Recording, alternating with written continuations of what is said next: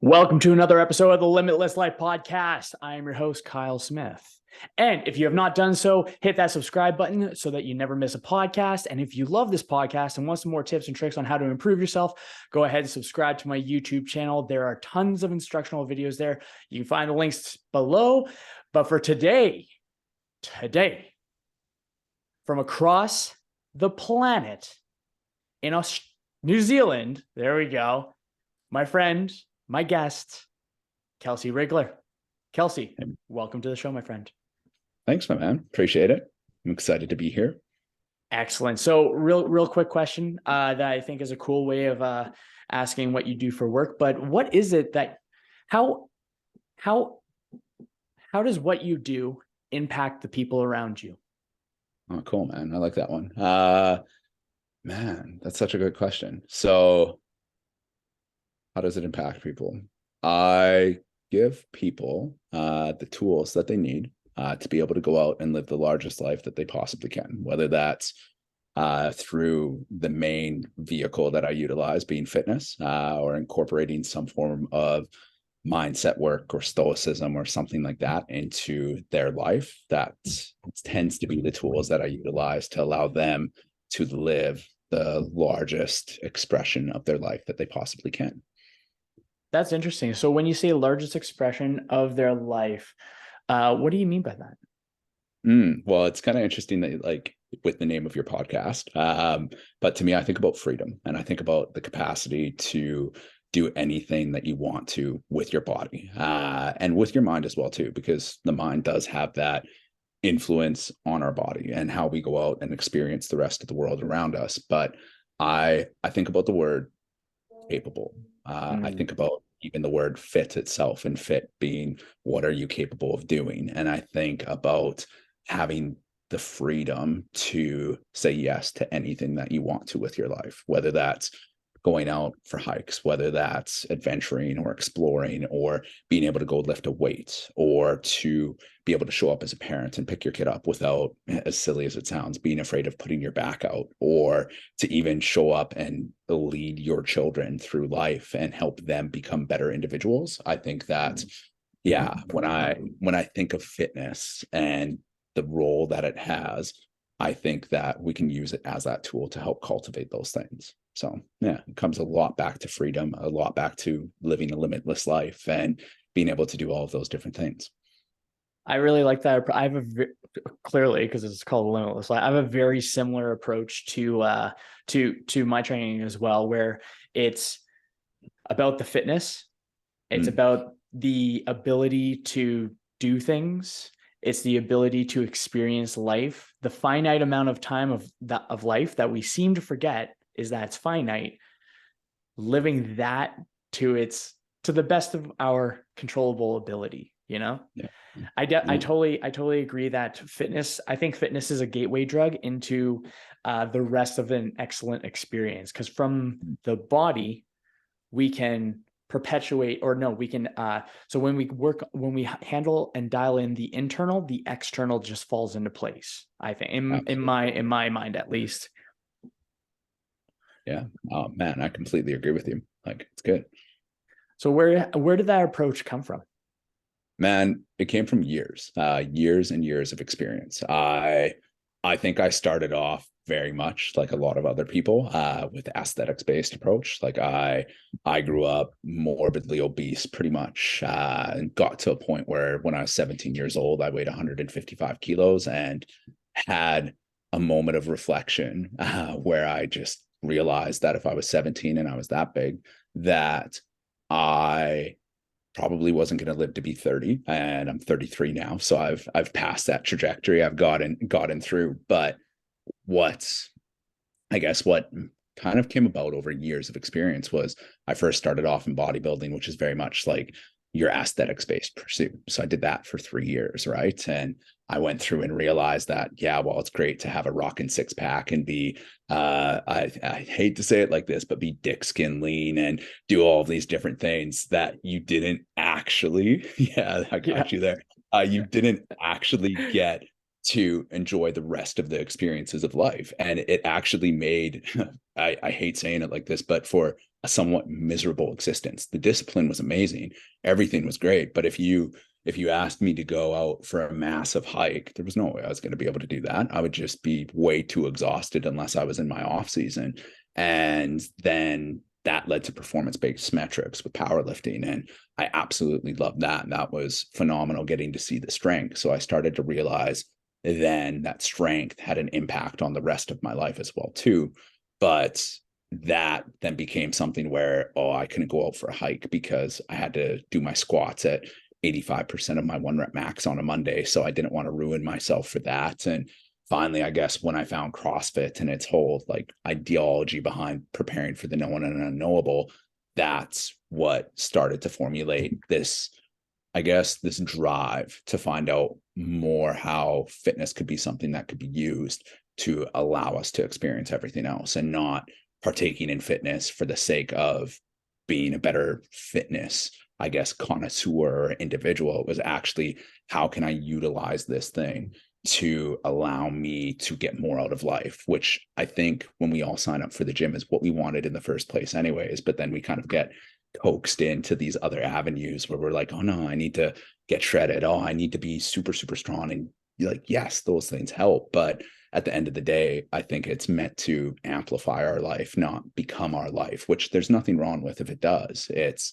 just one of those things that I go back and forth. And basically it's taken me in a roundabout way 15 years to get here, but it's one of those ones that through experience, through working with lots of individuals, I've kind of landed on that. So that's pretty cool. Yeah, there's a couple of things that you said in there that I absolutely want to touch on. The first one that I think really stands out is when you said discipline is amazing. There's not very many people that I've heard say that, and I definitely find the same way. Discipline is destiny, as Ryan Holiday wrote his book about. I have it somewhere. I definitely read it on audiobook at least, but discipline is amazing. So what do you think are the qualities, characteristics, traits, beliefs, desires someone would want to look towards adopting in order to go from discipline is misery to discipline is amazing? That's good. That's a good question. I think a lot of it,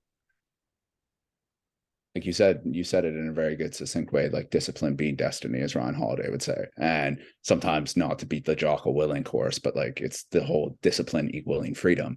And I think that sometimes we've had discipline shared to us in a certain way that has made people assume that there's a level of misery associated with it. Whereas when we start looking at it as being destiny, as the choices that we're making and the impact that those choices have on the rest of our life, I think what it comes down to me first and foremost is accepting personal responsibility for where you are, and that being a key characteristic, realizing that like we have a choice. And when we make a choice, I like to sometimes say that we are given a consequence, and that consequence can be both positive and both negative at the same time, depending on what it is.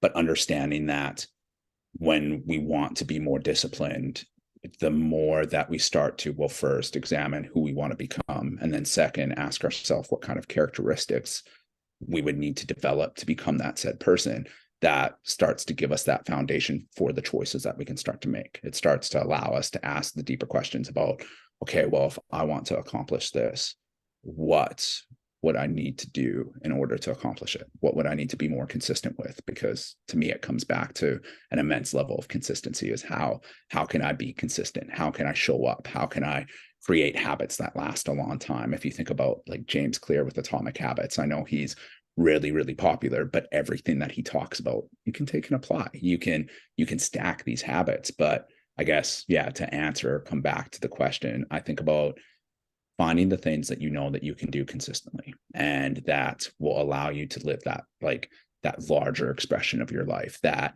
if I were to ask you, can you see yourself doing this from 2 years or 2 years from now? And you look me in the face and say, absolutely, without a doubt in my mind, that I know that we're on to something. And that might change. It might get progressively harder. But if we start there and you know that you can keep these habits up, I know that over time that will become that disciplined approach. That will be the gateway that allows you to do more and be more and get to a point where, if we think about like skill acquisition, you don't have to think about it anymore. It just becomes a part of your being, essentially. That's pretty sweet. Something that, because we were talking about Dr. Trevor Kashey beforehand, but something he says oftentimes is, and it's Stoic philosophy inspired, and it's being the person it takes to get the outcome you want. That way we're not working towards the outcome. The outcome actually comes to us. Yeah. I think that's pretty sweet. I like how you had an initial focus on aesthetics when you first started, and now you have a focus on longevity. I have a very similar trajectory, and I've reflected on it often. So I'm very curious about the question of, when it comes to that shift from aesthetic or surface level to deep and longevity based, how have you recognized that there is a shift that you made, and it was a very decisive shift? And what does that look like? And the main thing that I'm trying to pull is, how can someone who is thinking surface level goals, and goals are goals. I'm just saying surface level goals because it's just like the thing that everyone goes for. Everyone wants to look fucking hot. Like, who doesn't want to look fucking hot? But there's people that start with looking fucking hot, and then they continue on with that expectation and that standard, but they don't think past that. It's like, well, I look fucking hot. Yeah. What now? And I think longevity is just a natural progression. But I'm trying to find a way of condensing that time frame so that they switch from aesthetic to longevity, or being it focuses longevity, secondary is aesthetic, because one's just going to come as the focus is on the other. 100%. It's tough. Like, you know it too, right? Because so many people come in with that subjective goal, right? I want to look hot, right? I want to lose 15 pounds or 10 kilos or whatever that be. People come in with that. And I think that sometimes it's them not knowing where to start, if that makes sense, in the sense that they know that they want to work on something. They've realized that they want to lose weight, so they attach something to it. And what I really found the distinct, for me at least, change being, was I started asking myself more and more and more, what do I want from my fitness? What do I want out of my life? Like, we talk sometimes about the 7 whys, where you hear like Simon Sinek and everyone still, like, and rightfully so, we beat like start with why to a horse or like to a pulp. But then sometimes I sit there and I'm like, we get to a point where I don't know if people realize that the why that they end up talking about, or that they say that they have, is actually the what behind why they're going about and doing these different things. And I think that to expedite the process, you almost have to do that work. You have to sit down and ask, okay, why? Like, why do you want to lose 15 pounds? Okay, well, I want to lose 15 pounds because I want to look better naked. Well, why do you want to look better naked? Well, we dig and we dig and we dig and we unearth it. And then we actually start to realize these different things. We realize our different pain points that we're trying to solve and that we're trying to accomplish. But for me, I guess, what was my biggest switch was I went from realizing that, to be honest, the aesthetics pursuit didn't solve the relationship that I had with myself, right? Because we all think, I'm going to lose 15 pounds, I'm going to be happy, right? Like, because that's sometimes a follow-up question that we'll ask people, is be like, how do you think you're going to feel after you've lost 15 pounds? And they're like, awesome, I'm going to walk around with confidence, I'm going to have my swagger. And like, people are just going to be like, yeah, like, you know, like, if you're single, I'm not going to be able to keep the girls off me, and like things like that. And I sit there and I'm just like, no, you are going to be the same person, right? Because, like, as you know, it's like, if you think that you're losing weight is going to make you happy, guess what? You're going to lose the weight. And if you didn't do any work on yourself, you aren't going to be happy. You're going to be the same miserable person. The only difference is you've accomplished your goal, and you're like, I lost the weight, but I still hate myself deep down inside. And that was me. Like I got to the point where, and you've probably experienced this too, the aesthetics based approach. You do it, you do it, you do it, you get to that point, you know, like you're walking out on competition, like or on the stage, and people are saying, oh, I'm 1% body fat, whereas let's be honest, they aren't. And they're just like, this is where I'm at, life is great, but I can't do anything, and they're so miserable. But then that becomes the standard for health and fitness, and that becomes, I was so fit and healthy then, even though you weren't. You were miserable, you were angry and grouchy. Your sex life was probably terrible. Like if you're a guy, your test probably dropped way, way lower than you would like it to. And like it's just not fulfilling. And I found that as I kept on doing that work and realizing that I needed to solve first my relationship with myself. And then when I started to look at it as kind of what I said, like off the start, how can I use this to get more out of everything else outside, more out of this experience of life? I found that helped me expedite the process. Like you'll sometimes hear people talk about performance-based goals. Oh, like let's start focusing more on adding 5 kilos onto your squat. And like, yeah, you'll end up undoubtedly losing weight if you do that, because as you get into the process, you start to change your habits and your characteristics and everything else that you're enacting. But I find that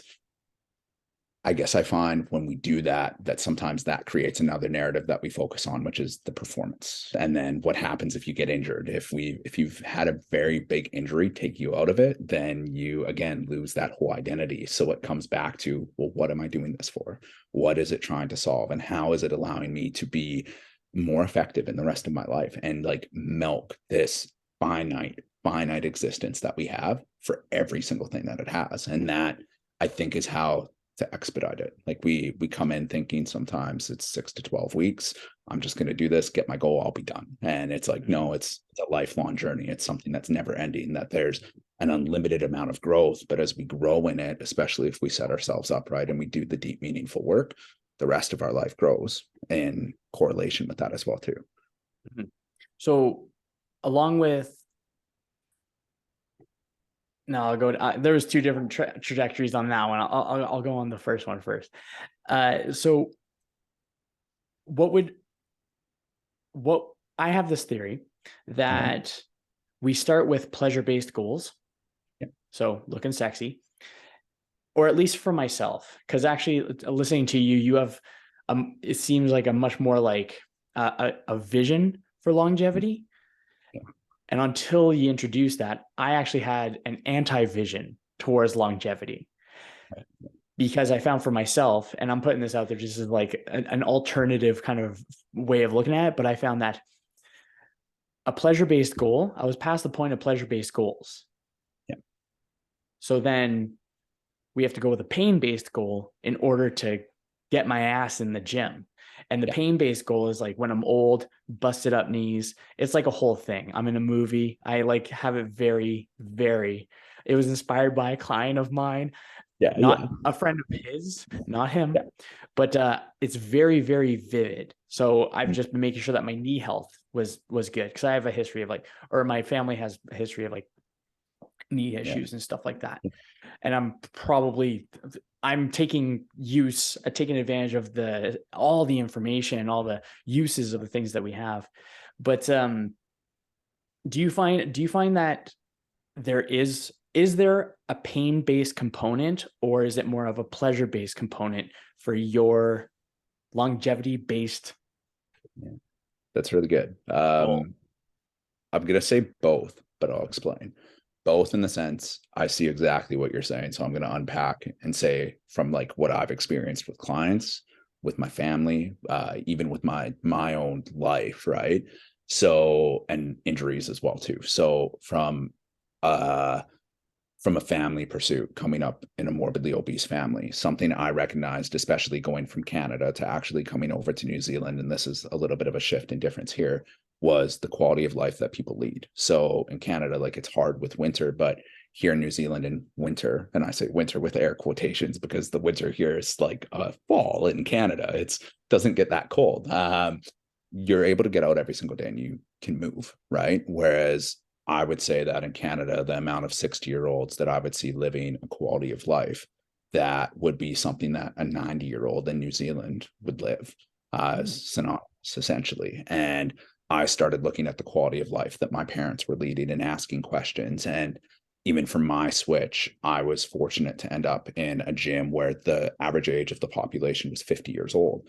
But I had some really good conversations with 60 and 70-year-old members and started to hear their struggles and started to hear, kind of like you were saying, about knee pain, back pain, and all of these other issues. And when I think about, again, like limitless and being freedom, I think about now being free for the rest of my life, having that mental acuity, having the physical capacity to be free and do everything else I want. And I guess I really like how you posed the question, because it brought up one experience. And I think if I pull it all the way back to this experience, that's where the switch was. And so my switch was, we were in Oz, Danny and I, and we were hiking. And so like it was like in the middle of the day. It was probably about 35 degrees out, super, super hot. And we had done this hike, and it wasn't like super challenging by any means, but it was a 6-hour hike. And we met this guy who had had 3 bouts of cancer and was on chemo at that moment in time. And he was out hiking by himself, and he was 89 years old.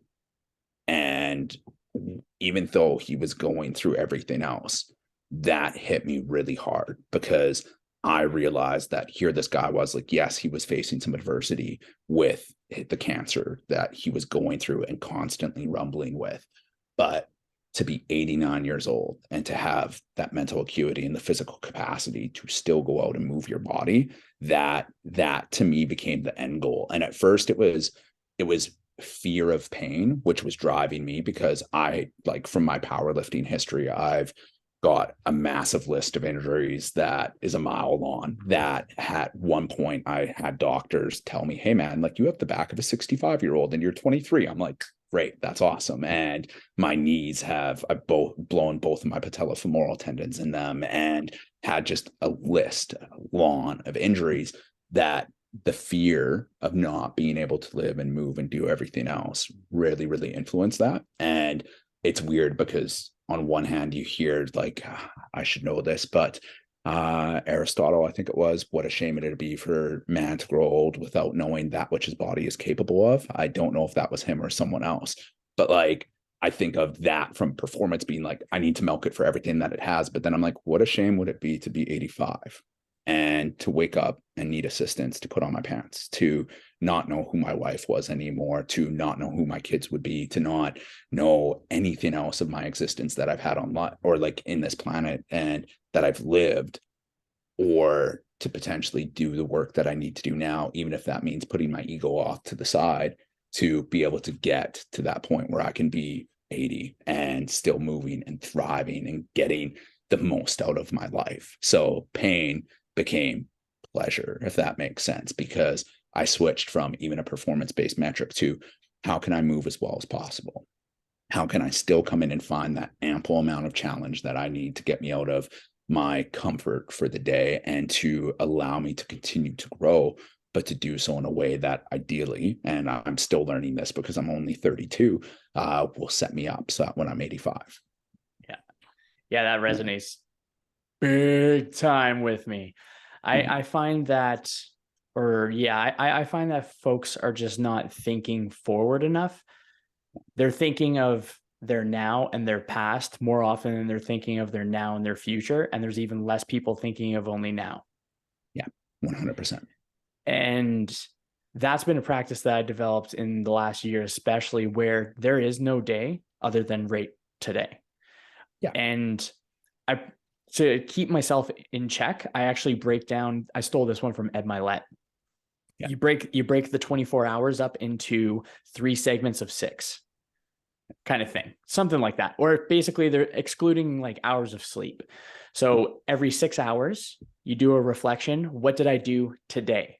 So it ends up being 3 days in 1 day, because the thing that he said that I think is amazing, and time is a perception, right? Like it's something that we perceive. Time doesn't, for the most part, time does not exist. The only reason that we have clocks and schedules and time frames is to keep us organized so that we wouldn't lose our minds. But the thing that he poses, I think, is interesting is back when the 24-hour clock, how long ago was the 24-hour clock implemented? What did they have during that time where they would actually spend the whole day doing things? We have so much technology, so much way of outsourcing, so many things at our fingertips, and even just convenience around us, that what would take 6 hours can now be done in 2, 1, 30 minutes, for example. So do you find that, actually, first thing, how do you go around your day? What are your thoughts on that? On my insight there. So my day, interestingly enough, like I've been a fan of journaling for a long time. It's something that I find at first I would journal just as a brain dump, whereas now I journal for direction, because it's so easy to get caught up in that almost rat race of everything to do. Whereas I now almost start off with, what do I need to do today to have a successful day? And I write out my list of whatever that looks like. So even today, we had a podcast. I'm going to jump on this podcast with you. I'm going to be present. That's going to contribute to that. And I find that I go throughout the day and I reflect on it. I have about I'd say about 3 points during the day. So like I'll start off, I'll have like a little reminder come up usually around lunch. I'll double check. I'll have another reminder around 3 o'clock. And then at the end of the day is a reflection. And that's where I go through and I almost reflect and I sit down and I'm brutally honest with myself. If I accomplished what I set out to do, I did. If I didn't, then I'm like, okay, I didn't accomplish this. And then I follow the day up with, what do I need to do tomorrow in order to have a better tomorrow, essentially following from that, and to make sure that I'm accomplishing these tasks. And that's essentially how I organize my day. As I start off with this to make sure that it almost acts as like the guardrails in bowling that you can put up sometimes, that it keeps me on the track. If I'm about to stray, then it keeps me on the track so that I can come back to it and be like, hey, like, this is more important. This is what I need to focus on today. This thing's come up. No, this is what I said I was going to prioritize. This is what I said I needed to do to maximize my time while I'm here. And then if worse comes to worse, if my time happens to be today that I'm done this existence, then at least I did what I needed to do to be able to say that I had that day or lived that day the way that I intended to. I like that a lot. I actually have a very similar, I journal often as well. And I like how you said you journal for direction. I have a little line, I had to write it down so that I went back to it. But I like to tell folks when they start journaling, at least, or if they ask, why is it that I journal to challenge my thoughts, not to confirm my thoughts. That's so good. And so on that note, journaling is a huge self-reflection, like introspection, right? Yeah. Do you think that a majority of people are fearful of self-reflection? Oh, yeah. Absolutely. Without a doubt in my mind. I can see it in so many different ways. And this, I think it comes back to even what we've talked about with the conversation so far is, if you think about, I walk in, I'm sitting down with you for the first time and you say, Kelsey, what do you want to accomplish? And I say, I want to lose 15 pounds. And you say, why? So many people don't know, right? And there's a level of discomfort that comes with knowing thyself and knowing what makes you, what has brought you to that point in time. And I guess also a level of, like when I had said before, responsibility for accepting all that you are in that moment in time. And I think that so many people are afraid to do that. Like, look at all of the distractions that we have, how easy it is to go through and roll through TikTok for 3 hours and just be like, whoa, what happened? Right? Because that's 3 hours that you could have spent working on yourself, but you got distracted. Or, I mean, I'm really bad for it. I try and walk for an hour a day and the amount of times that I will have a level of discomfort. So I will plug in and listen to a podcast because I feel like I need to learn and to be keeping up on top of everything rather than sitting with that discomfort for that hour and unpacking everything that I have going through my mind. I almost distract myself from doing it because I know personally it's uncomfortable. And that's the big thing. Like, it's very uncomfortable to rumble with yourself and find out who you currently are. It's one of the most uncomfortable things in the world. So I definitely think so many people don't journal, they don't sit with themselves. Like the conversation we had before we even jumped on, getting to bounce back and forth. You've probably had those conversations where you go out for coffee with someone and you walk away and you're like, wow, that we real went deep there and we didn't say a thing. Right? How are you? I'm good. How's your day been? Good. What did you do this weekend? Not much. And it's so superficial. But I sometimes wonder if that level of superficiality now comes from us not knowing who we are anymore, and from us not being able to be deep with ourselves. So we can't actually be deep with other people and have those meaningful conversations because we don't know who we are. So how would we know to ask other people about who they are and what they're doing and how they're existing? Yeah. Yeah. I totally think you're right. Now I'm Yeah. like, when you're processing that, because it's kind of like, well, think about it like this, like change does happen from the inside out. Mm. I think that it's unrealistic for the environment around us to change in accordance to the individual that we are. Yeah. When, in my mind, the Earth's been around for long before us, it's going to be around long after us, and I don't think the planet's going to change for any of the things that I expect it to change for. Yeah. But I totally think that you're right with the shallow conversation, because there's a lack of deeper conversation, or there is just superficial conversations with ourselves. Yeah. And it's like, and then we dive into it for a second. It's like we just feel it, and then we just like Oh, avoid.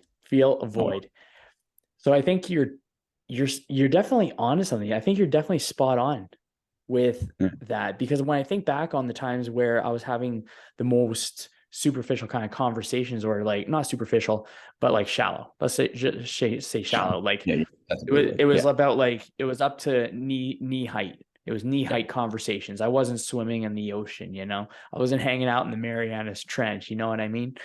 And so I recognize, as my internal dialogue, I've become significantly better in the last year at challenging my own internal dialogue. Yeah. And I challenge it, and you'll love this. Oh my gosh. I challenge it with the Socratic method of debate. Yeah. There So we I go. try it, right? So Yeah. I like to think of, like, this is how I visualize it. Like, how there's a mind castle or something like that, a mind palace or something like that. So I treat mine like a courtroom, because, not gonna lie, if they're early 20s, and honestly, I wouldn't change it now for sure, Mm. but Mm. law is, I find, very interesting. Mm. And this is just a side note, but I had a really cool conversation with someone who's kind of like anti-government, anti-law, kind of like, just like more leaning towards anarchy and chaos, just for the sake of the chaos, just to be like chaotic, rather than having, if things went to shit, they would change their mind. Yeah. Right. It's just, yeah. So we were talking, and she's like, yeah, well, what kind of use does the law system have? She definitely asked this question before, and I've heard this question before for some other folks that are a little bit more anarchy style, or a Yeah. little bit more chaotic. But I said that, well, lawyers are important, because have you ever seen two people trying to resolve a conflict on their own? We have to have mediators in between in order to say our balance, or our sides of the story, and articulate our sides of the story without the emotional investment, in order to get the point across efficiently, effectively, articulately, and with evidence. And in my own mental brain, and I say it to other folks as well, is that court cases win based off of evidence. And if there's not enough evidence to prove that thought or that feeling right, it's wrong. Because there's nothing to support it. So a common one for myself, I would just say like comparison syndrome is one that I've been tackling a little bit more often nowadays, where I'm looking at some folks that have podcasts and they're launching as many as myself, but I keep on forgetting that I'm comparing my first month, 2 months or my first like 25 episodes to their 300 something episodes. So they have more efficient systems and stuff. So that's like that dialogue right there is how I go through it with my brain. So my imposter syndrome, my feels are like, oh, you're not good enough. Like, oh, you might as well give up, blah, blah, blah. And then that would be how I challenge it. I would challenge it and be like, no, you have the evidence. Like you have 25 episodes. That's better than one. And it's better than what most people start with. 100%. And that's an example of my internal dialogue where the feeling of imposter syndrome comes up. I can give into that urge, turn it into an urgency, and then say, fuck it, and then go do something stupid. Or I can journal and challenge that thought, challenge that dialogue, and put it into a court case scenario and say, show me the evidence. Show me the evidence, you know? But so I go through that. So I use the Socratic method and I just try to base it where I go through the philos, the logos, and the ethos, right? Yeah. The philosophy of it, the logic behind it, and the ethics behind it. And I freaking love this method of debate. And I don't like saying argument because the only time it becomes an argument is, or I don't like saying argument because people have a preconceived notion that there's going to be yelling involved. Yeah. And I think that we could just have a civil discussion about things that we disagree on, but I want to know why I'm wrong. Yes. Tell me why I'm wrong. And then let's learn. Let's learn. Yeah. Huh. No, that's good. I vibe with that. And like, I mean, if you think about that, I like how you view it as a debate versus an argument, because unfortunately too, like now we've got to the point where I've even noticed sometimes with debates, people will take it negatively, where challenging someone's opinion now has become a negative thing. Whereas in the past, challenging someone's opinion used to be how we moved forward collectively. Right. And that's something I think, to do that in your own mind, to be like, I'm actually going to challenge this view. I'm going to challenge myself for the betterment of myself, and by bettering myself, better others in that process as well too. But it allows that to happen versus being so caught up in just me. How could I be wrong? Well, like we're all wrong sometimes, and that's how we grow. That's how we push ourselves to be better, and just collectively push everyone to be better. So yeah, man, I like that. I like the debate now. It makes it more fun too, because that's what I do when I go for a walk. If I feel like I'm overwhelmed, like this is my indicator that I have to have an internal talk. Okay. I have an indicator. I recognize it. So if I'm listening to an audiobook, a podcast, or reading a book, and I think back, oh, what was it that they said? Or I zoned out, or I recognize I zoned out, because I'm usually very intentional with that. It's mindfulness. It's my mindfulness time. So I'm filling my mind up with information that is preferred. And it's usually just knowledge-based. Like it's just educational. I don't really listen to like anything that's really super like niche down, or like I don't listen to anything political. That's for sure.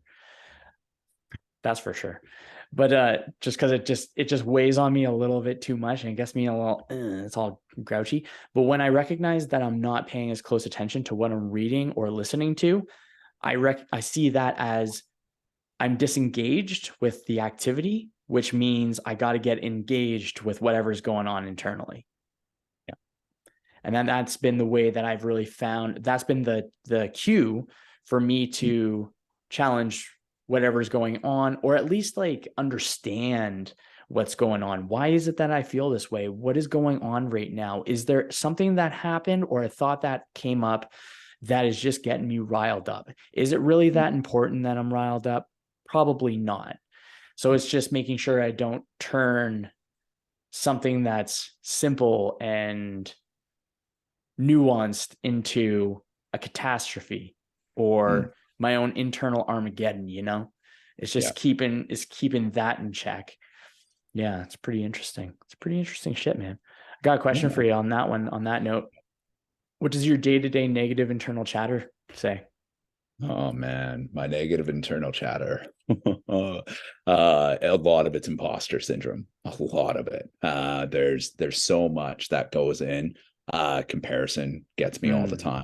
My negative chatter through and through. It says, who are you to be doing this? A lot of my comparison is, again, paying attention to you. You see these people who have gone out, they've made it big, or big in air quotations, because we don't know how actually big they've made it. And it's so easy to get caught up and forget that whenever we're looking at on social media, like that's just a person's highlight reel that they're putting up. Everyone always says it, but also, even if it's not their highlight reel, that they've gone through a life, whether they're 10 years younger than you or 20 years older than you, that has accumulated in that experience that has brought them to that point in time. And there's no such thing as an overnight success, really. Like you build, you put in work behind the scenes for years to get to that point in time. But it's so easy. And I think for me personally, it's I will compare myself not only to others, but to where I think that I should be. And that causes a lot of negativity, is because I believe that I should be in a different position than I am now, given the existence that I've had bringing me to this point in time. Even though, as we both know, like, just because you've lived it, just because you've done it, doesn't mean that you're guaranteed anything. You can put in all the work, you can have the best of intentions, but that doesn't guarantee you the result that you were after. And that's something sometimes with my negative chatter that comes up time and time and time again. Or my negative chatter where, even though I know I can help someone, there'll be days where I'm like, oh, I'm not in a position to help this person. And then people are like, are you kidding me? Like, we jokingly call you the Google of fitness at work, because if we need to ask you a question, you usually have some form of answer. And I'm like, that, or I'm really good at bullshitting. You never know. So it's one of those ones. But like, I find that, yeah, there's definitely that fear of like, what if people find out? What if people find out that I'm not as good as they say that I am? What if people find out that I'm not as confident in these things, even though I'm very confident in them, but that I'm not as confident? Or there's the fear of being wrong, which everyone has. Like, I'm afraid sometimes, even though I say, like, I want to be wrong so that I can learn how to be right for other people, I still am like, fuck, if I'm wrong, can you imagine? Even though at the end of the day, no one's going to remember, right? Like, Hermosi talks about heaps lately, where it's like 3 decades from now, no one's going to remember you. It's that simple. Like I even think from CrossFit, like there would be times where I was still a CrossFit coach where I'd talk about, like, not so much Matt Fraser. Everyone knows who Matt Fraser is right now. But like, if you think about some of the other greats, like Rich Froning, I'd bring that up and people would be like, the new CrossFit kids would be like, Rich who? And I'd be like, what? Like, the man's barely even removed from the sport. And you still, like, I'm like, he's still competing and you guys have no idea who he is, right? Or like bodybuilding, oh, Phil Heath. And people are like, Phil who? And I'm like, y'all already forgot who Phil Heath is. And like, these things happen, but it's so quick. But yet that fear of being wrong, right? That comes up. So I'd say that's definitely where my negative chatter comes in. It's that negative chatter of, who are you? What if you're wrong? Like, needing to appear right, even though I would rather appear wrong or come off wrong and have someone challenge me so that then I can go out and be better. It's still, it's that resistance that we face sometimes. So you actually popped on. I was gonna kind of go with I have a cool question on this one. Yeah. So discipline. We talked about discipline today, right? And we talked about basically imposter syndrome. So there's discipline's a struggle, internal dialogue's a struggle. What do you find yourself resisting the most? It's going to sound really messed up. I'm pumped. Okay. The thing that I find myself resisting the most uh, is the fear of who I will become if I accomplish what it is that I want to accomplish with the rest of my life. It sounds messed up, but it's one of those things where it's like I have this image of what I'm striving for, yet to become that person that I'm trying to strive towards. And it's a process. It's something I've been working on a lot this year. I would have to break all of my shit. And that's the way to say it is there's just that fear, which is weird. Like I don't really hear people talk a lot about their fear of success, but it's one of those things where, yeah, like I sometimes am afraid of that, which it's weird to say because I feel like I could accomplish this thing, but because I'll market it as imposter syndrome or whatever it is, I'm also afraid of like who it would make me, which is weird because I don't think, or I think if I'm doing it right, I would be me, but better. And yeah, it's always coming up against that. So, You yeah. know, you're not alone in that sentiment, my friend. Like Mm, straight up, I'm on the same kind of version. Like I'm fearful of losing myself in the process. yeah, that's a really good way to word it. Yeah. I'm scared of losing myself in the process of the badass I know I can become too. That's like the thing as well, is like I don't even have a question that I can become it or become Yeah. him or become Yeah. that higher self of mine or that vision that I see. Yeah. I think that's the scariest part to me, is that I have no doubts that I can get there just Yeah. because of the specific beliefs that I have. Like, I play the long game. I'm not in a rush to do anything. That creates an advantage in itself. Yes. I don't mind things going slow and smooth. I'm happy with that. Yep. But what I find with this fear of becoming my higher self is it is like a fear. It's almost like it's similar to that fear of changing behaviors in order to meet a fitness goal. You don't want to be judged. You don't want to lose friends. You don't want to lose yourself. It comes up with more opportunities of challenging the self from Yeah. an internal, like, it's a battle. I think that that's probably one of the biggest battles that no one ever gets to see, that Yeah. every person striving towards the best version of themselves, striving towards longevity, striving towards a limitless life, striving towards being that 89-year-old dude on chemo up on the mountain, like doing crazy shit. There's there is that like fear of who we lose in order to become the person that we see ourselves being. And the Yeah. thing is, and let me know what you think of this one, but I want to be that person. But I'm scared of those. I think it's because it's like small sacrifices. It's like minuscule little sacrifices, or just it's fine tuning things. But this is one thing that I found comfort in. So I think this could be really helpful. This is one thing that I found comfort in when it comes to striving for the best version of myself, and sort of not overcoming, but handling that fear, Yeah. right?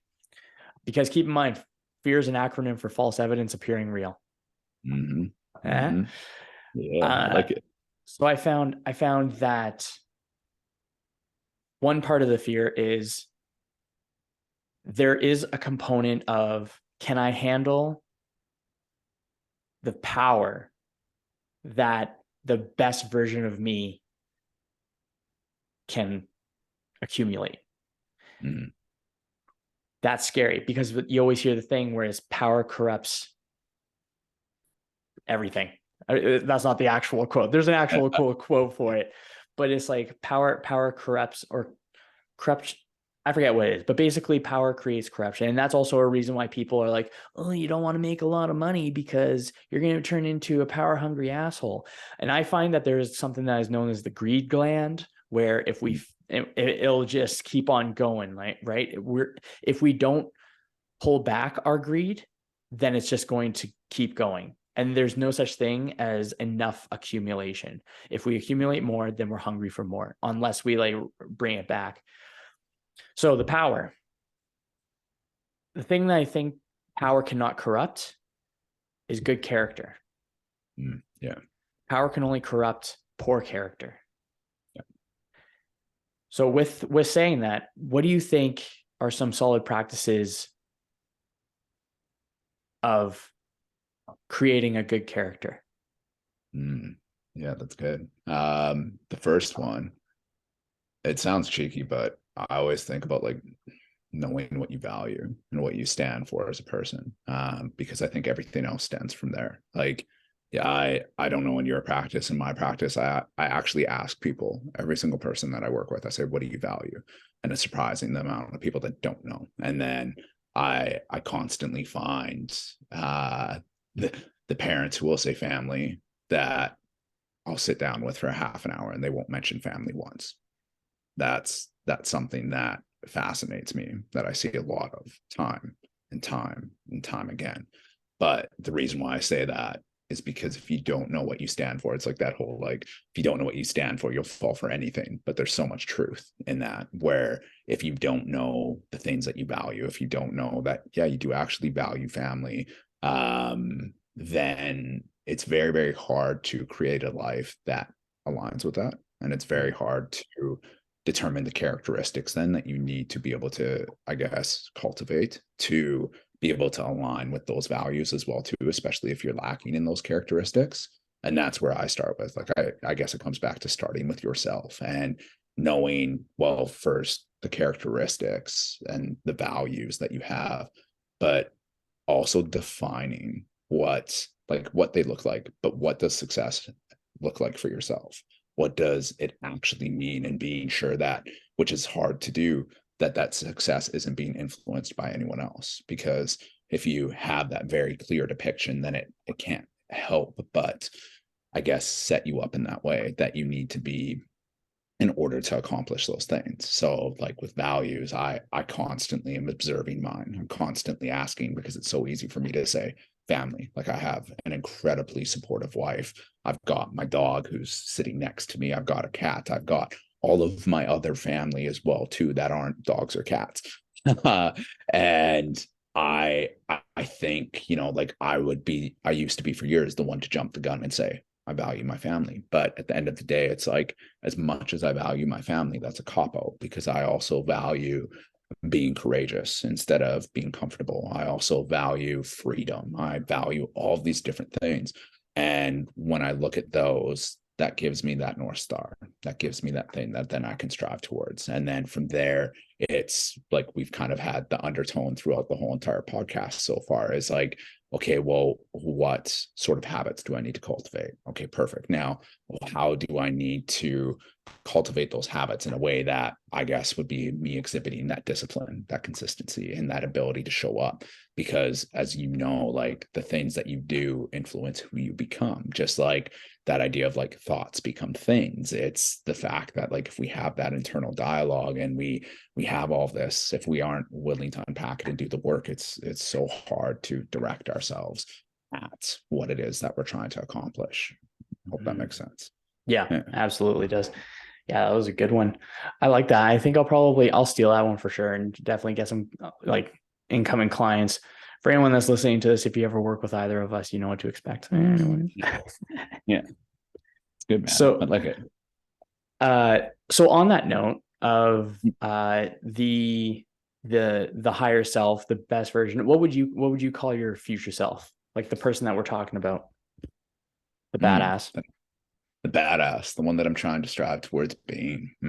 Call mine Kyle Prime.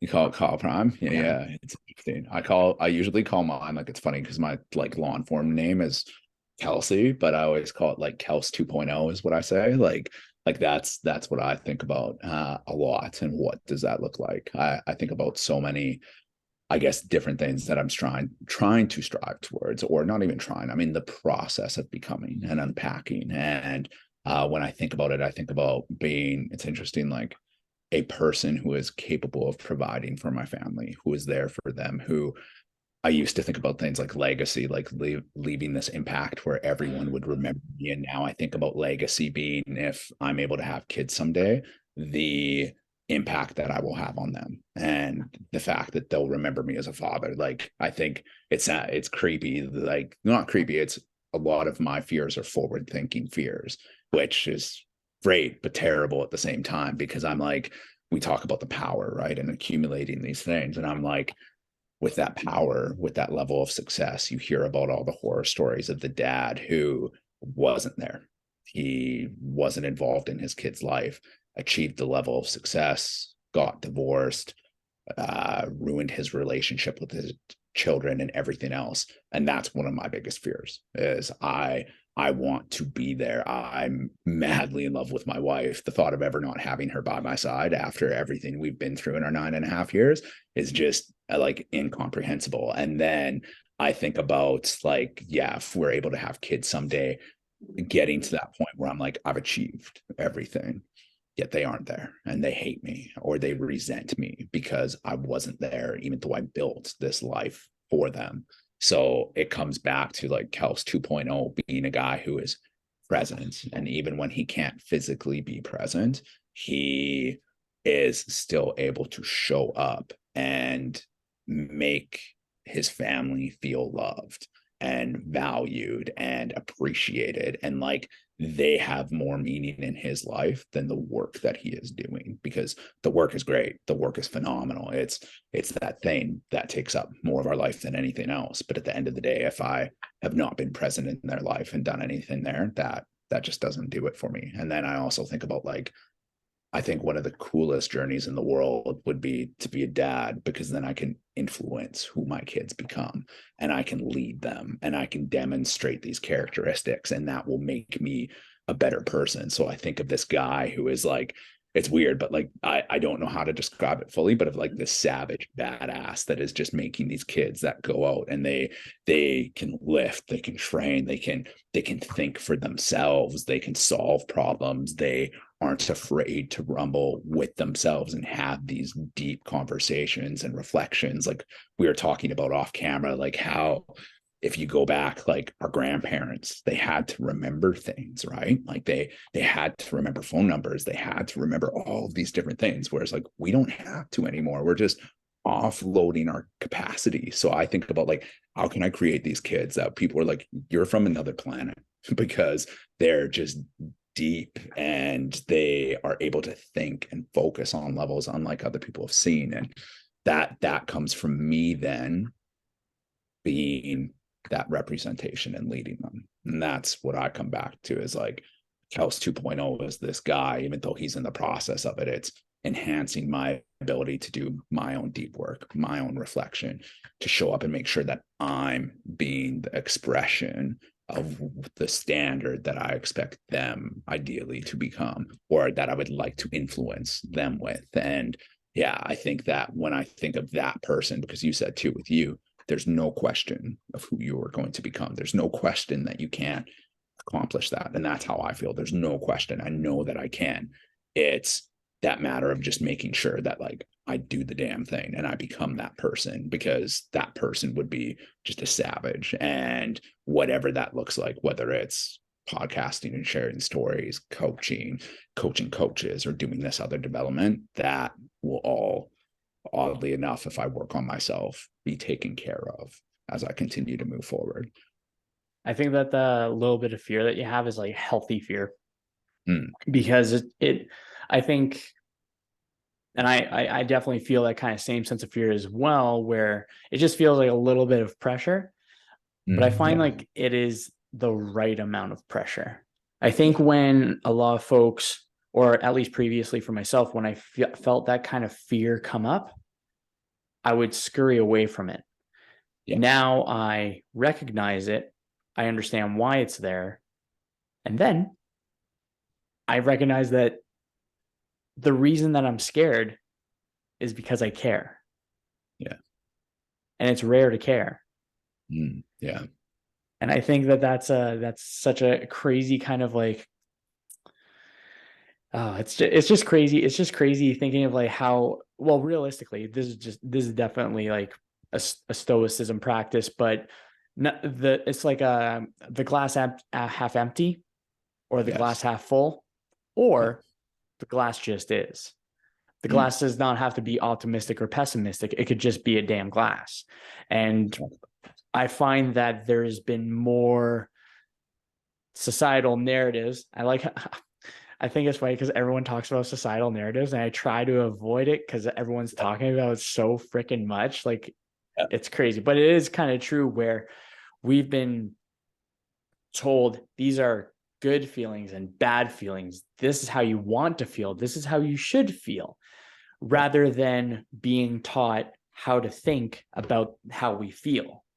Yeah. Because we are taught what to think, not how to think. We no longer have critical thinking. I think, I think, No, I like this. I actually believe one of my big goals, I'll actually tell you this one that I'm kind of like scared of, but it's very similar to, so Kendra and I don't want to have kids, but I also want to be able to impact people. Yeah. And there, and the thing that I think is totally cool, that I probably won't experience, is the idea of watching a child experience everything for the first time. Because you'll get to watch some little kids scurrying across, like learning this stuff, but you'll be able to teach the kid critical thinking. You'll be able to teach the kid how to like think and not be so harsh, and better prepare them and better equip them from the inside out. I think that there's too much information from the outside in. And I think that's like teaching people how to go from the inside out makes it, the way I like to think of it is you get to become a thermostat rather than being a thermometer. You're setting the internal temperature rather than reacting to the external temperature. Yeah. So that's what I remind myself when I'm getting flustered. Where was I going to go with that? But the thing that I think is pretty neat, I'm just going to give myself a second here to think about this one. Right. We're taught how to think about our feelings.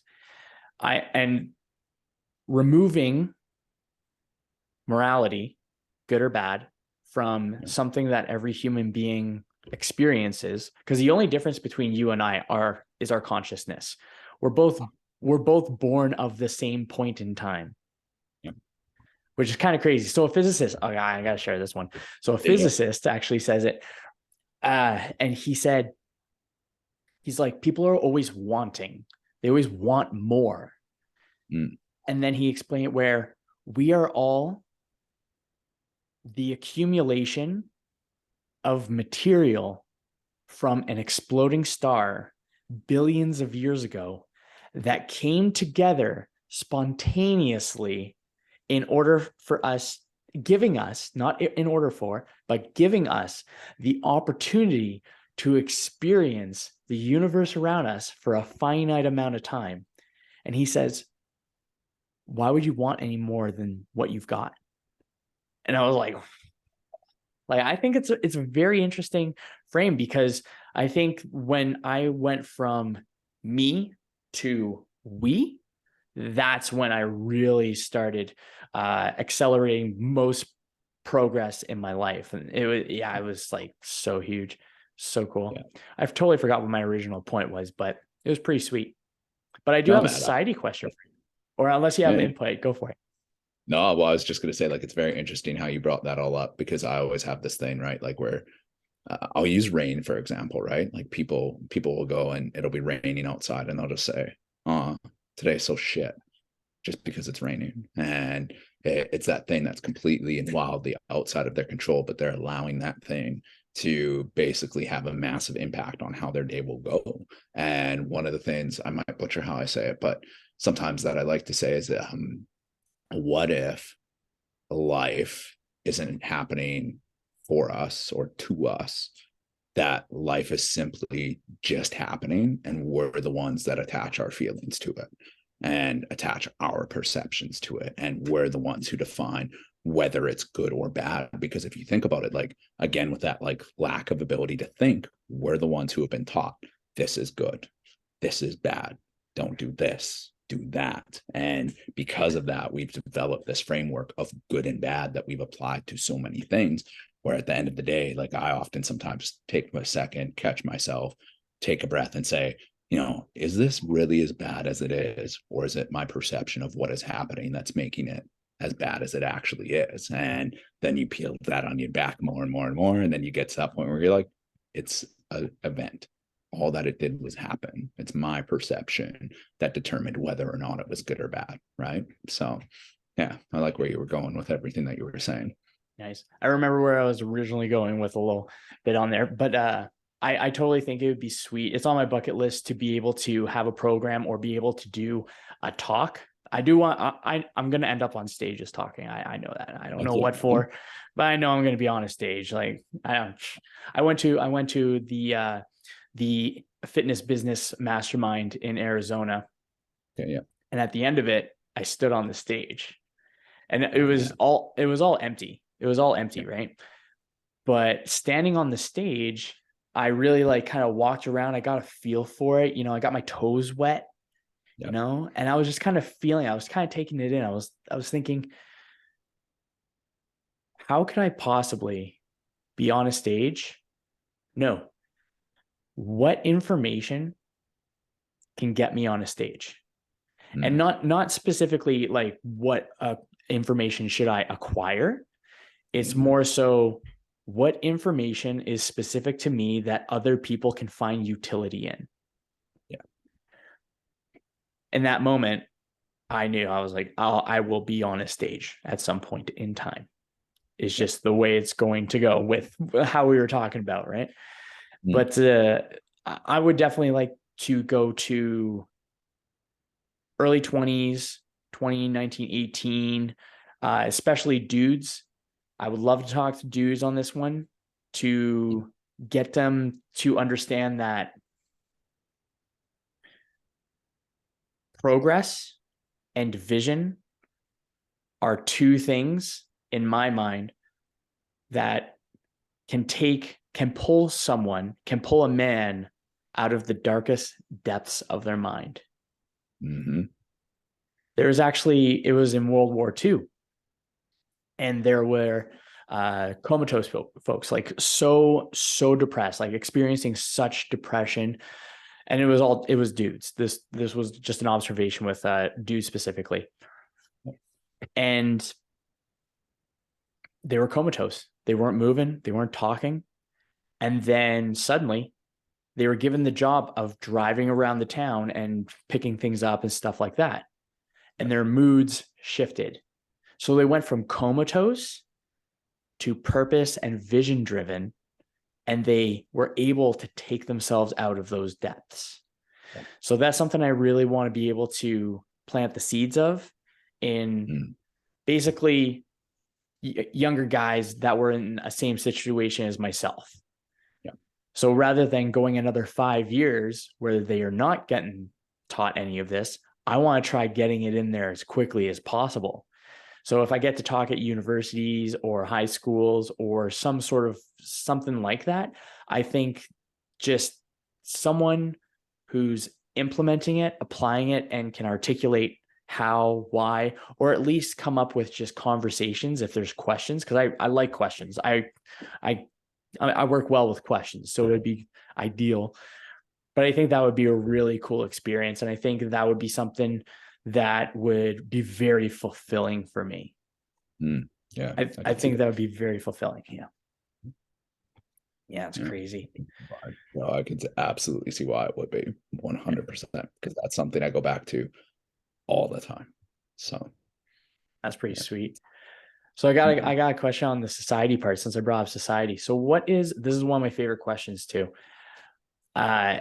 And I almost ask everybody it. I went bowling on Saturday, And I never asked. I chatted with my buddy Nolan a couple times where we've had some pretty solid conversations.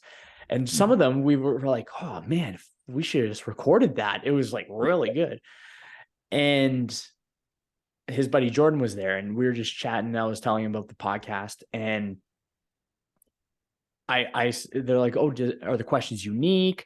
Is it interview style or is it conversational? So I'm like, it's conversational. The priority is conversational. I'll do a little homework on some of the people if I don't know them, just so I'm better prepared for what they're like, or at least conversationally. So I'll just listen to podcasts and learn. Yeah. But outside of that, I do have like some questions kind of set up just in case. And that's a story of the question.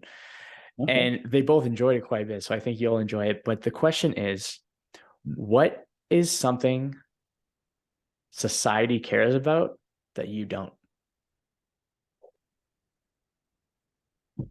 Oh man, that's a big question. That's loaded. That's something society cares about that I don't.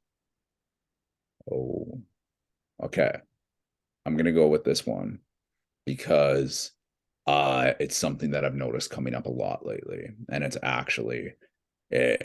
in the industry itself. And so it's an unpopular opinion that I actually have in the industry.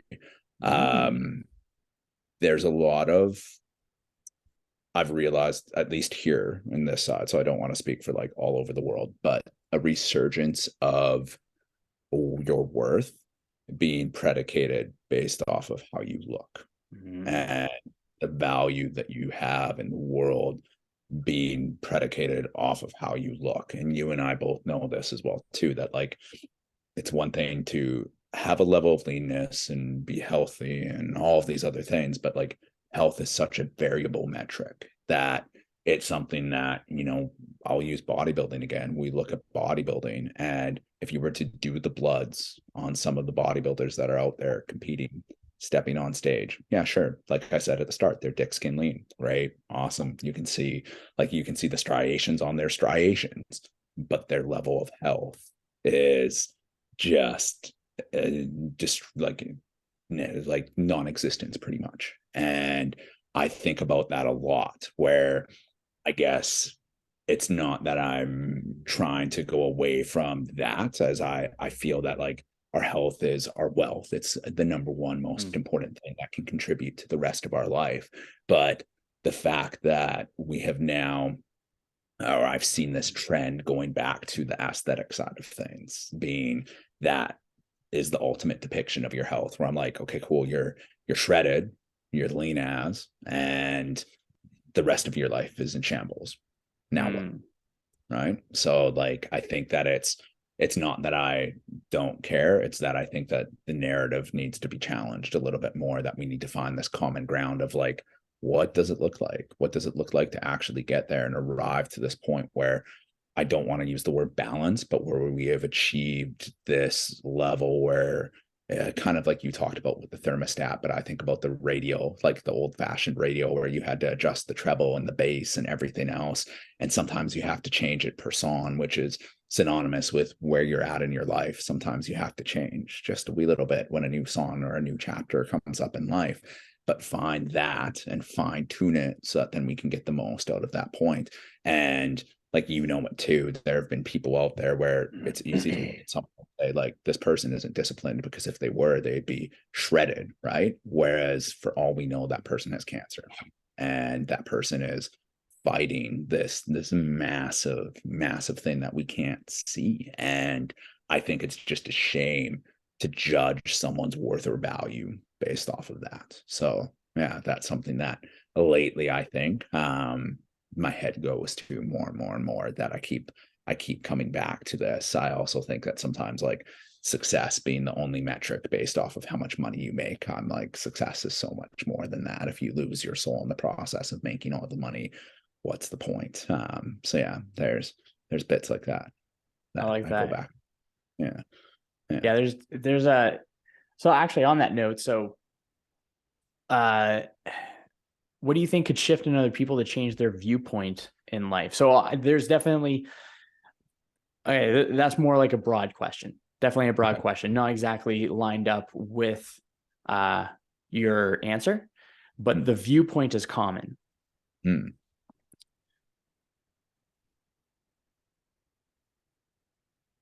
Yeah, there's a different I'll try there's a and different answer. trajectory. Okay, I give it. think I know where you're going, so I'll try and answer, and then you can tell me if I'm missing the mark. So I think a lot of it comes back to, again, what we've been talking about with this idea of like getting to know what we define, right? Because we're starting off where we're now telling people that this subjective measure is their worth. And yes, there's a lot of subjectivity even in objectivity as well too, but we are trying to tell them that like if you are shredded, that is your worth versus like, you know it, you've met some people that are absolutely shredded that don't know a damn thing. They can't carry a conversation. And like, it's just one of those ones where you walk away thinking that, hey, I should put my head through a wall today, but I'm not going to because I'm not that kind of person. But hey, and it's one of those ones to me where I think it comes back to defining, and it's cheesy to say it like this, like the impact and our ability to have that impact on those people around us. I value a person's ability to communicate and to communicate effectively far more than I actually value how they look, because I have had people in my life that have had massive impacts on me that if you were to look at them, you might look at them and actually be like, whoa, who's this guy to try and share this information? Who's this individual to try and be talking about health based off of your first look at them?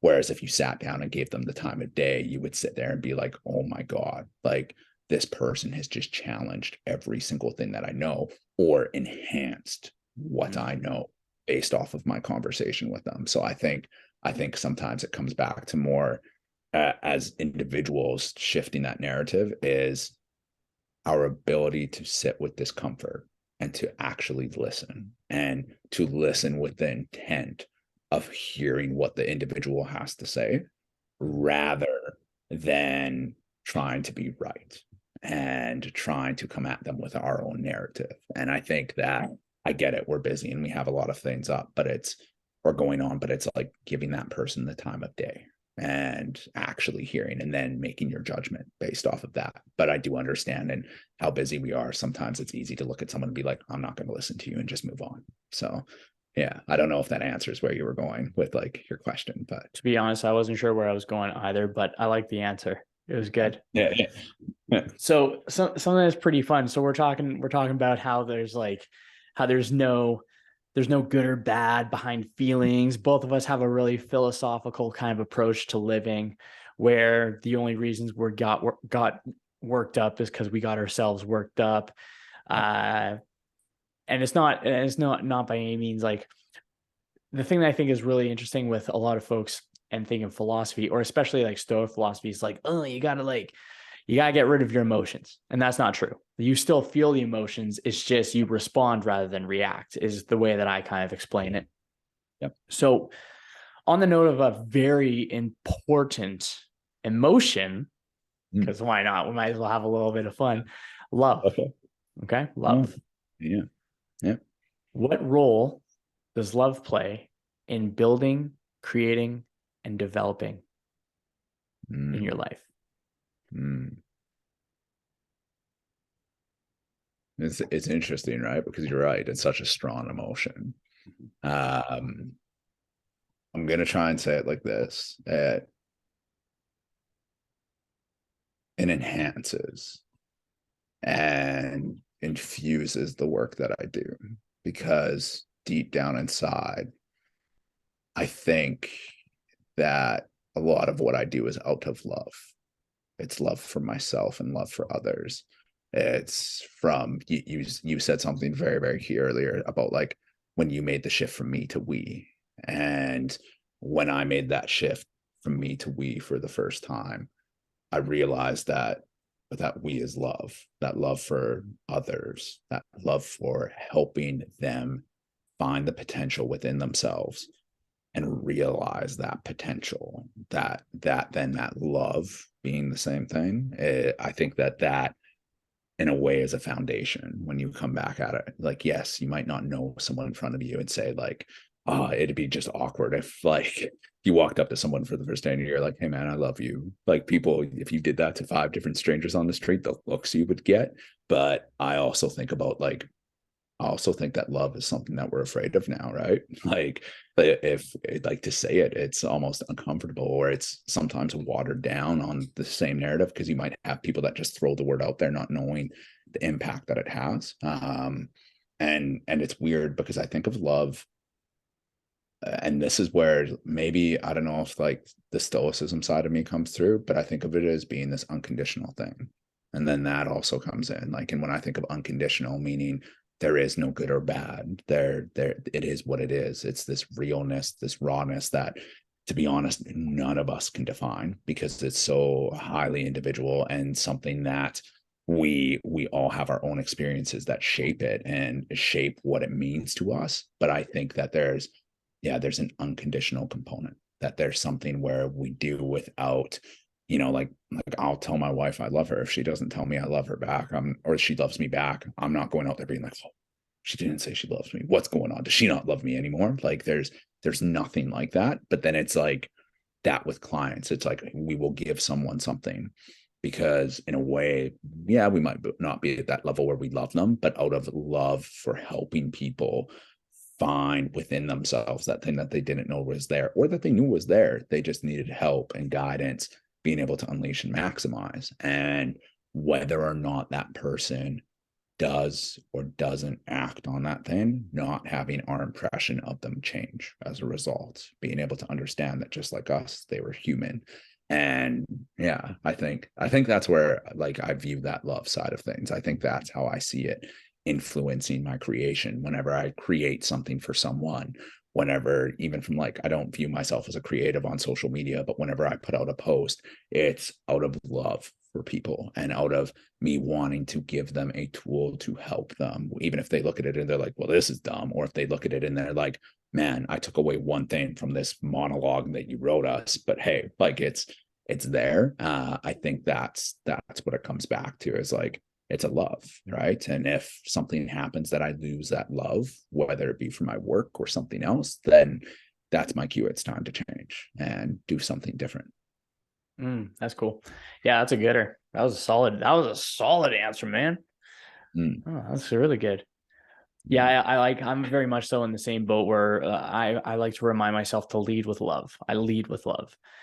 So I go with baseline, just always go with love, and then from there adjust accordingly. Because you Yeah, never dude, know, I right? love. But Yeah. I think having that update, or I think having that update on a regular basis, like what you said, where if you're not in it, if you don't love like your work or whatever it may be, then you're out of there. Um, there's a cognitive bias, and I believe it is, I'll explain the definition of it, or at least the act of it. But basically, we invest so much time and money into something, it's a it's Yeah. loss aversion fallacy or something like that, or a Yeah. Yeah. loss Some cost fallacy. sunk cost fallacy. Yes, thank Yeah. you, thank you. So Yeah. yeah, we invest so much time and money in something, and we end up sticking around just because we invested so much time and money into it. And those are our two primary resources. We can spend either time or we can spend money. Oftentimes, when we spend a little bit of both, we're really in it. Yeah. So let's say, where would your startup be on that one, where you found yourself not in love with the process of what you're doing, and you wanted to change something up, and you were scared to because you put so much time and energy and effort in? So let's say before you had much more effective and efficient internal dialogue, and you were a little bit more emotionally reckless. Yeah. Yeah. Where would you start with that? How would you move on from it? Yeah. The first one, it's very much easier said than done. Like, first, acknowledge it. Acknowledge that you aren't in love with whatever's going on anymore. Acknowledge that you've started to see this. And then the second thing, like, well, actually, nah, I'll go this route. The second thing would be, and it's very interesting because you've used the idea from the physicist, right, of everything coming together spontaneously. I think of how little of a blip we are on the long-term scale of things. So yes, while we may have invested, like, I mean, I think about coaching, man. Like, I've invested just shy of a decade into coaching, right? And so it's like that idea of like, ooh, well, like, what would you do if you weren't a coach? Like, I can't imagine not being a coach. But at the same time, there are so many times where I'm like, yeah, like if I had to change it, what would I do? How would I go about this? How would I confront it? What would that look like? But then the other thing that I think of, and it's the most necessary thing for me at least, is I would start taking action.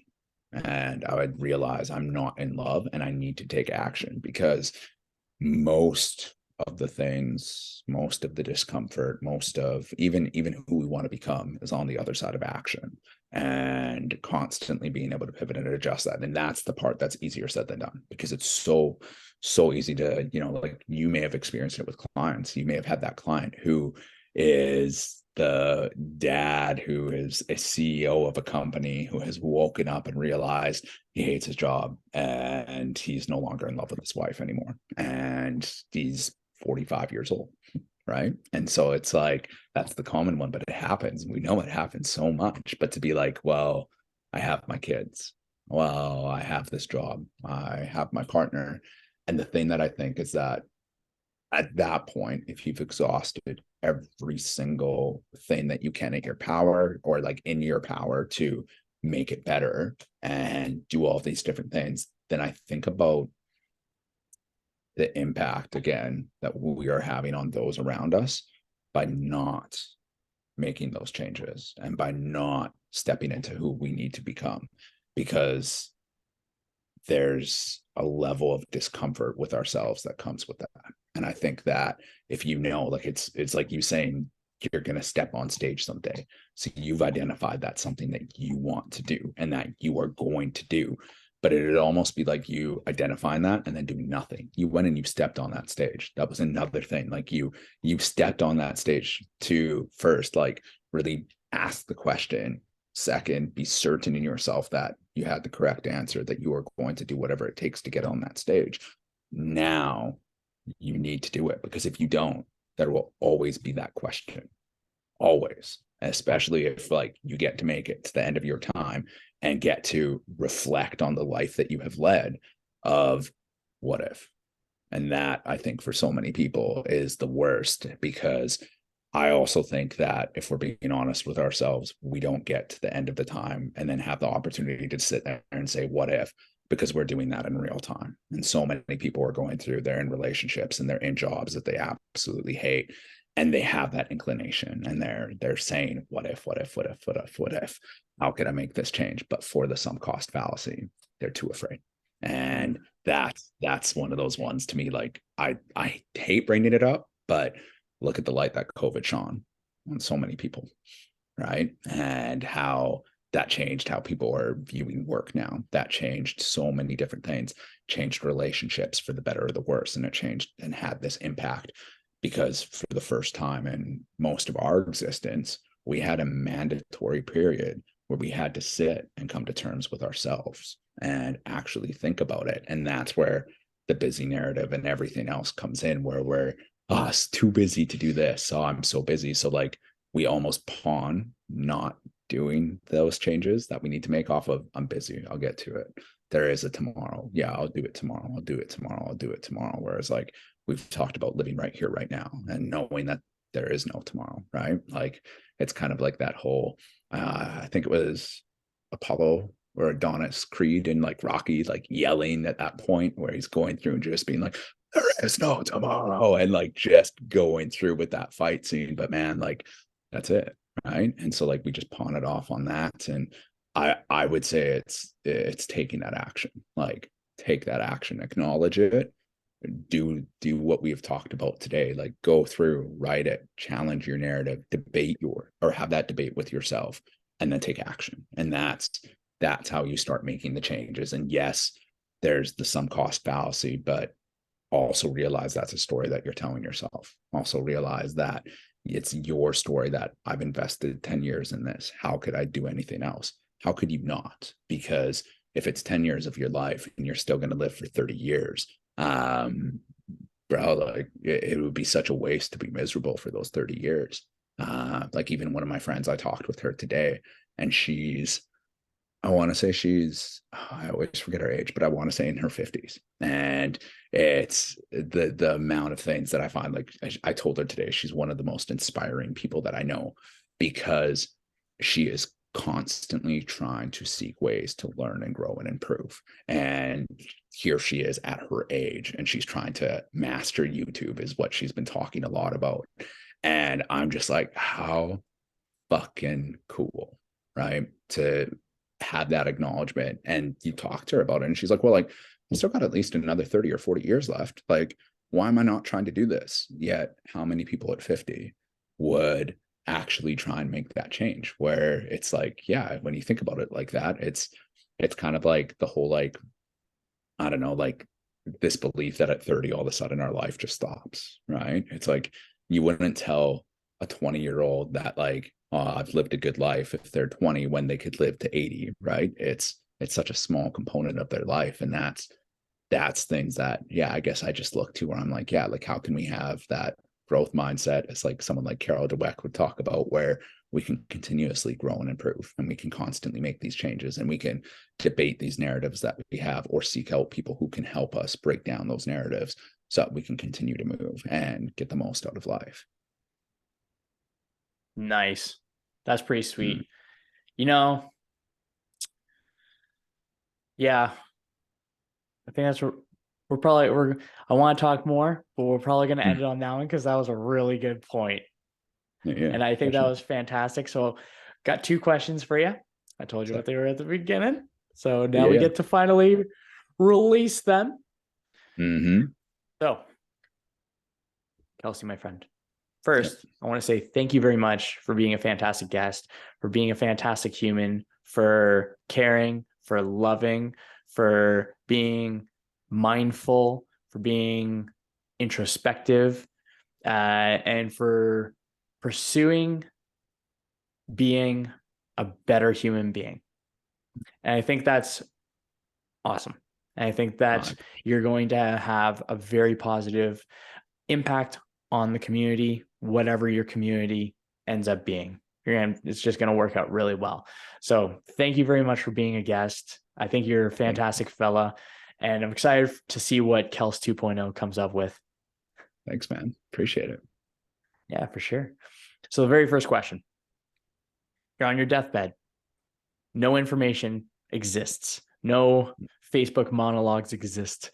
This podcast does not exist. You're on your deathbed. One piece of advice to pass on. That's good.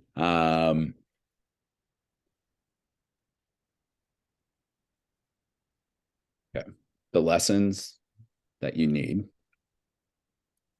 can often be found from the things that you're avoiding doing, would be one of the biggest ones that I'd say. Just in the sense that I remember, like, I know I'm paraphrasing that from someone else that I've read along in my journeys, but that is something that has stuck with me. There's always a lesson. And I think that a lot of us know what we need to do. We're afraid to do it. And that all of those lessons that we're looking for, not only do we have the things within ourselves to help navigate that, but can be found on that flip side. So I'd say get out there and do what you know that you need to do. Nice. That's a good lesson. And then the second one: how would you define living a limitless life? That's good, man. I would define it, I'll say one word and expand: freedom. Being able to go out there and have the capacity, physically, mentally, spiritually, emotionally, whatever it may be, to go out and say yes to anything that life presents you with, whether that's going out and adventuring, stepping into a role as a leader within your community, being a better mother or father, or basically anything that you can imagine. It's having the ability and the freedom to do that. That's awesome, dude. So, folks, that's what I've got for you in today's episode. Where can people find you, Kelsey?